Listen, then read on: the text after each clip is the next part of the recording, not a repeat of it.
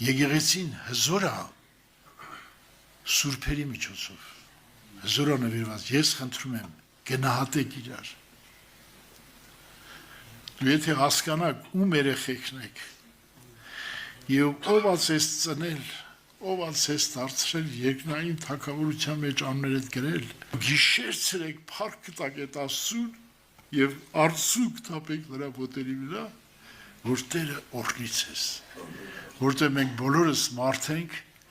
բոլորս հողից ենք սարքած, լավ մարդ աշխարհում չկա, ու մեջ ապրեց Աստված նա լավ կլինի, ու մեջ չապրեց չի լինի։ Էդի ես պրակտիկ ձևով տեսել եմ, եղբայր կա, տես, մի հատ եղբայր մոտիկացա, մի հատ եղբոր, ինչ ասեց, ես զգում եմ, որ Տերը քո մեջ ապրում է, ինչքան լավ է, որ մարդիկ զգան, որ մեր մեջ ապրում Աստված, մենք չենք ապրում, մենք միշտ խաչվում ենք, Պողոսը ամեն ատեն Հիսուսի մահն էր գրում,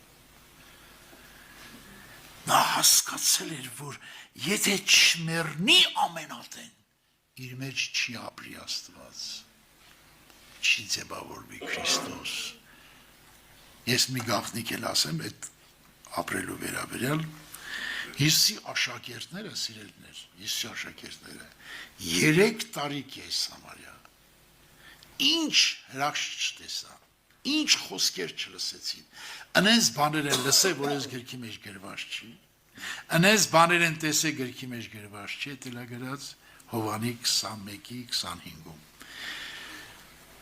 բայց ավազակը 6 ժամա մեջ, լտեսեք ինչ ասում, հիշիր քո թագավորությունով գաս, ես մարդը ոչ թե միան հավատում է հարությանը, հավատում է, որ հավիտենական թագավոր է Հիսուս, հավատում է Քրիստոսի երկրորդ գալստյանը, դες ինչքան բաներ է բացվել այս մարդին, 6 ժամա մեջ, և ինչի համար, հիշում եք մի ավազակը նախատում էր ասում էր, եթե դու ես Քրիստոս, իջիր խաչդ, իսկ ինքն ինչ էր ասում, ինքն ինչ էր ասում, մենք արժանի ենք, մեր արժանի պատիժն ենք, ասենք ընդունում էր իր մահը, թե չէր ընդունում էր, թե չէր, համ ֆիզիկապես էր մեռնում, համ հոգեպես, ընդունեց իր մահը, աչքերը բացվավ, փշեպսակ, այրան մեջ շաղախվածի ներսը, թագավորին տեսավ,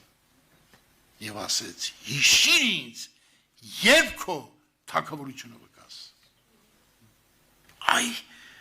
մահ ընդունիր, մինչև մահը չընդունես, աչքերը չի բացվի,